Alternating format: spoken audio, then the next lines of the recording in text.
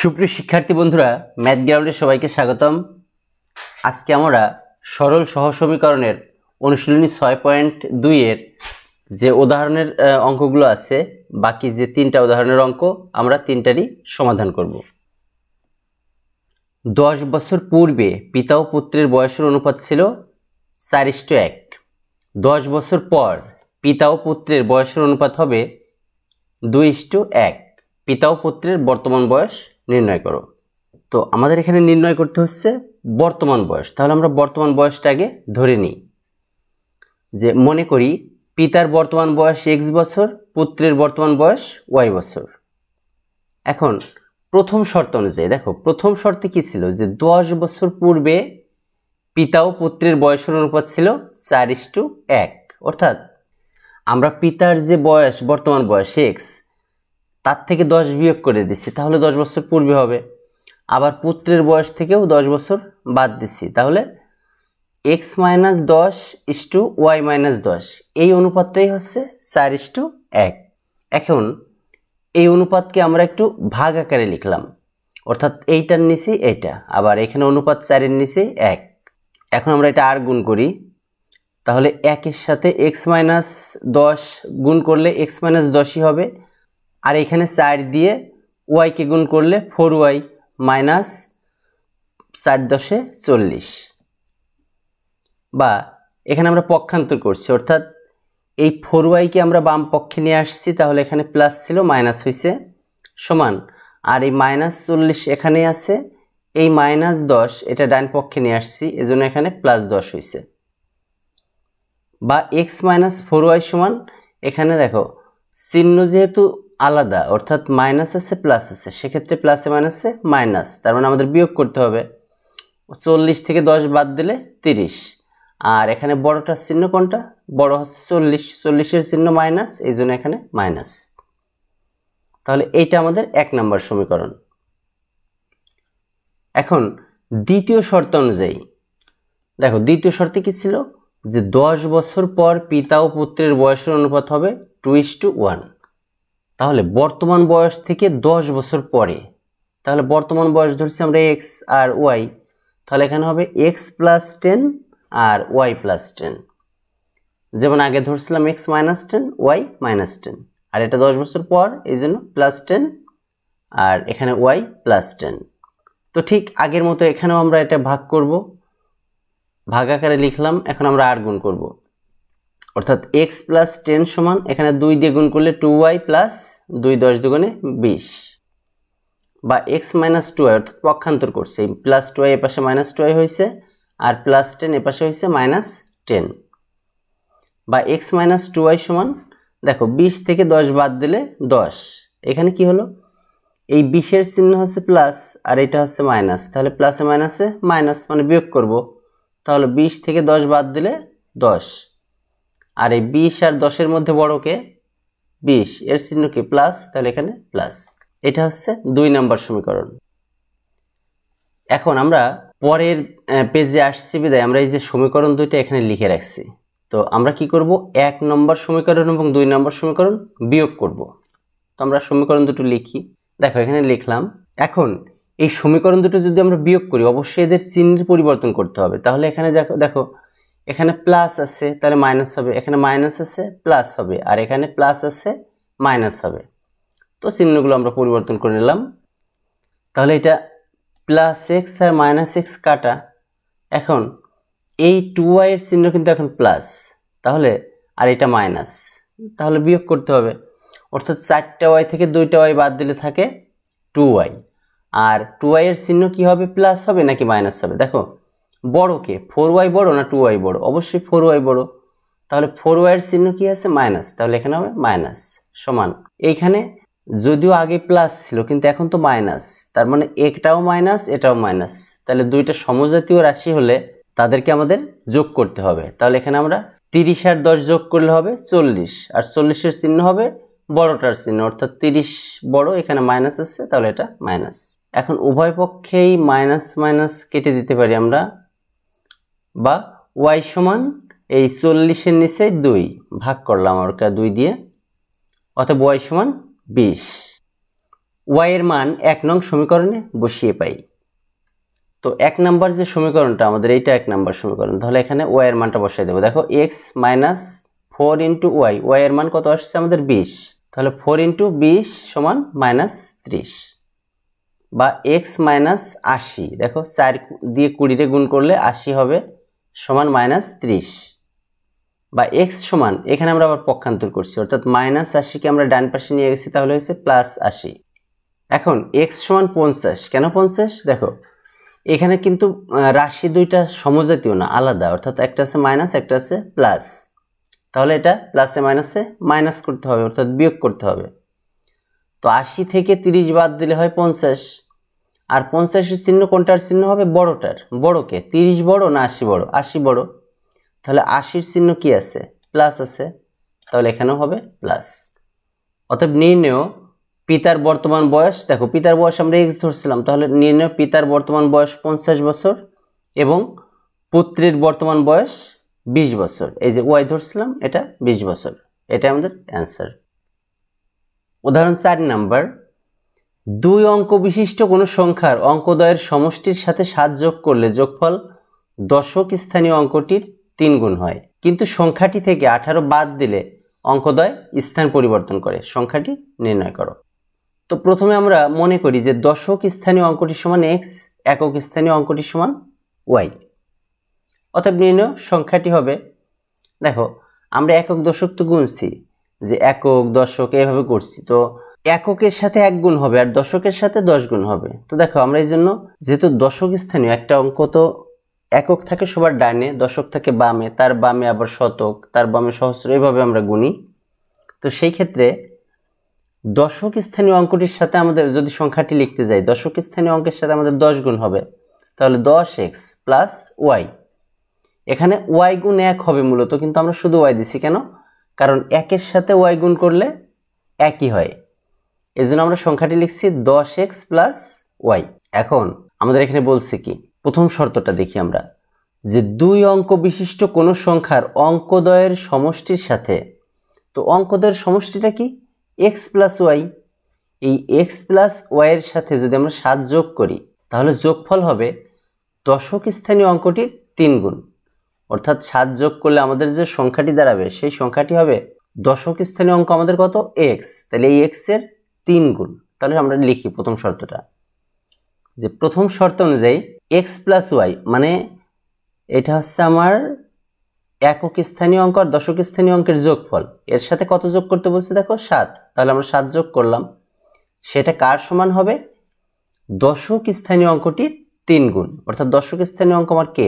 x, তাহলে x এর 3 গুণ, এই জন্য আমরা লিখছি হচ্ছে 3x।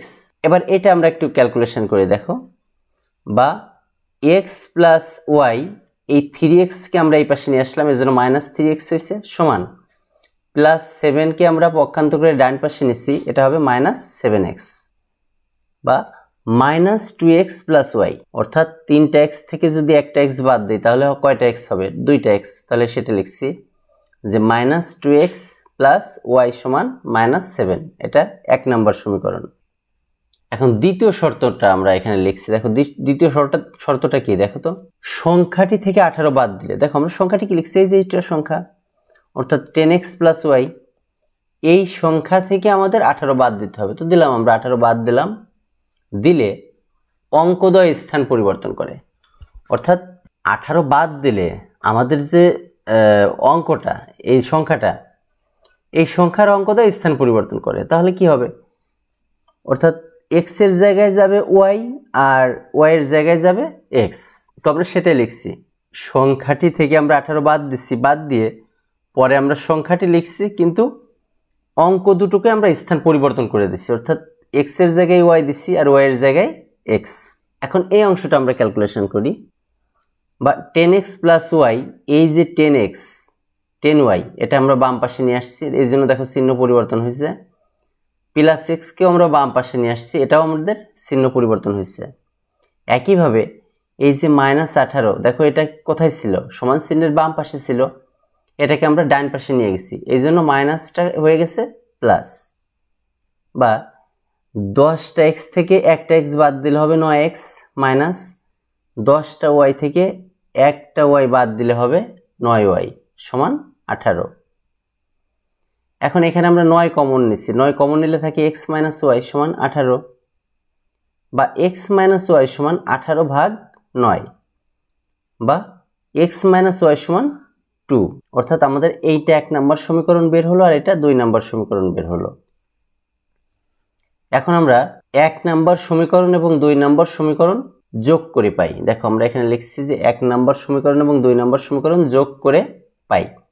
আর সমীকরণ দুটো আমরা এখানে লিখে রাখছি, কারণ আমরা যেহেতু পেজ আরেক পেজে চলে আসছি এই জন্য। তো সমীকরণ দুটো আমরা লিখলাম। একটা বিষয় দেখো, এটা কিন্তু আমার বিয়োগ না, এটা যোগ। যোগ করলে আমার এইখানে চিহ্ন পরিবর্তনের কোনো প্রয়োজন নাই। তাহলে আমরা এখন এটা করি। দেখো প্লাস ওয়াই মাইনাস ওয়াই কাটা, এইখানে আমরা মাইনাস 2x আছে, এখানে প্লাস x আছে। যেহেতু দুইটা আলাদা চিহ্ন তাহলে অবশ্যই আমরা বিয়োগ করব। তা দুইটা x থেকে একটা x বাদ দিলে একটা x থাকে। এই x এর চিহ্ন মাইনাস কেন হলো বলো তো? কারণ বড়টার চিহ্ন আমরা সবসময় নিব। তো বড়কে 2x, 2x এর চিহ্ন কি মাইনাস, এই জন্য আমরা এখানে মাইনাস নিছি। একইভাবে এখানেও দেখো একটার চিহ্ন প্লাস আর একটা মাইনাস, এখানে প্লাস, এটা মনে মনে কিন্তু আমাদের এখানে প্লাস আছে। তো প্লাস মাইনাসে কি বিয়োগ করতে হবে। তো 7টার থেকে 2টা বাদ দিলে 5টা থাকে, আর এই 5টার চিহ্ন হবে কোনটা? বড়টার চিহ্ন। বড়কে এখানে 7, 7এর চিহ্ন আছে মাইনাস, এই জন্য আমাদের এখানে মাইনাস। এখন এই মাইনাস আর এই মাইনাস কাটা, অতএব x সমান 5। এখন x এর মান আমরা 2 নম্বর সমীকরণে বসিয়ে পাই। তো আমরা 1 নম্বর সমীকরণে বসালেও হবে, আমাদের কাছে 2 নম্বর সমীকরণটাকে ইজি মনে হয়েছে, এই জন্য আমরা 2 নম্বর সমীকরণে বসালাম। তো এখানে 5 মাইনাস ওয়াই সমান 2, বা মাইনাস ওয়াই সমান 2, আর এই যে 5 এটাকে আমরা ডান পাশে নিয়ে গেছি, এই জন্য মাইনাস 5 হয়েছে।